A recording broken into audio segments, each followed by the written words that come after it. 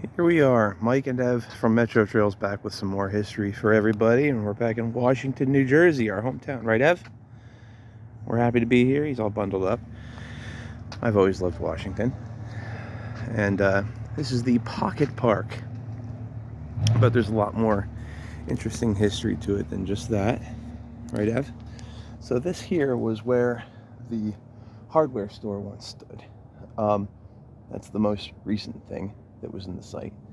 But the building that stood right here was a lot of different things. In fact, at one time it had like a bar in it from the old pictures I've seen.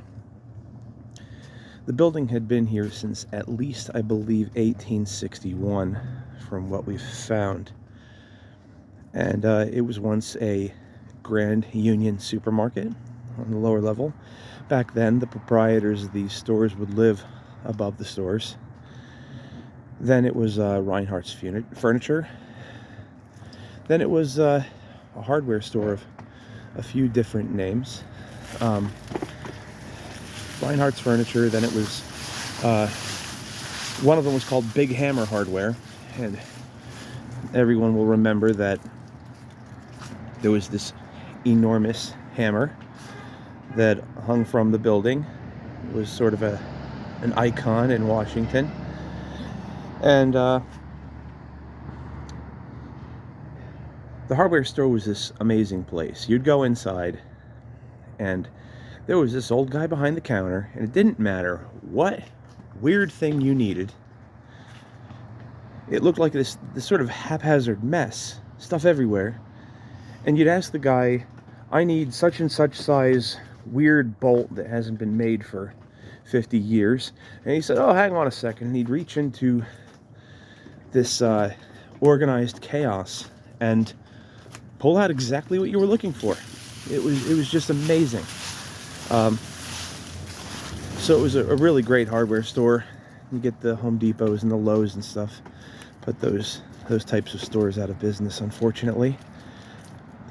But yeah, it was Big Hammer Hardware, then it was Washington Hardware, and hardware store closed in the early 2000s. And I was in high school around the time that it went out. The next thing that came in was the Washington Bargain Outlet. Now, that was a really cool store. You could go in and find just about any kind of weird thing for dirt cheap. And my brother goes in, my brother T-Biscuit, who was hiking with me all the time. He had no shoes on. He walked from home over in Port Colden out into town and went in with no shoes. And the shoes were $9 in the store. But the owner, who's a really cool guy, he's actually still doing the flea market circuit around New Jersey, Pennsylvania area. He said, well, they're $9, but if you wear them out of the store, they're only $6. What a deal. So he did it. So within the week, I went down there and I bought a pair of Skechers. They were $9, but he gave me the same deal that he gave my brother, and he charged me $6. So I had those Skechers probably longer than any shoes I hiked in the almost 27 years I've been organizing these things. All right, Ev?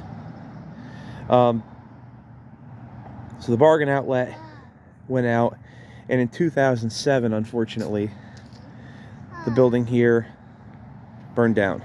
It was confirmed to be arson, and nobody was ever charged for it. So, fortunately, it had just gotten a really nice facelift, a good paint job on it, because it was looking a little ragged for years. And yes, Ev, we'll get some more in a minute. So it was looking a little ragged. It had just got a good paint job, and the iconic hammer had been removed for some restoration work. So the hammer was not on it when the building was destroyed.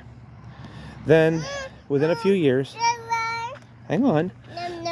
Within a few years, the Warren County Municipal and Charitable Conservancy Trust approached the county.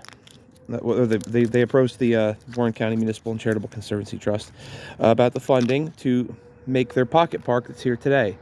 And so the town has some really cool little festivals where they get live music. They got a little stage here for some of the smaller acts, or they actually set up a pretty big one over in here. So it's a shame to see the building gone, but at least the town gets something pretty cool out of it. They're pretty well attended, and it's nice to see that type of thing happening here now. Over here, these buildings are, although they're taller and kind of somewhat fit in with the surroundings, they're actually pretty new. There was a lot of lower buildings over in there. Jerry Baucham's office, the attorney, a couple others that were all demolished when they put those in. The buildings across the street are a little older. They date back between the late 1800s and 1920. But once you get over a little further, the fire in the 60s claimed, I think it was 63, was it? Claimed a lot of the buildings over on the corner. But yeah, that's our Washington Pocket Park here, and a little history on Washington hardware and the bargain outlet that we always used to like to go to for random stuff. And across the street now you got Get a Grip, which is awesome, and it kind of fits into the theme of having sort of the random organized chaos of just these amazing places to have just about anything. So it's nice to see that Dan Rossi's over there keeping that tradition in Washington alive.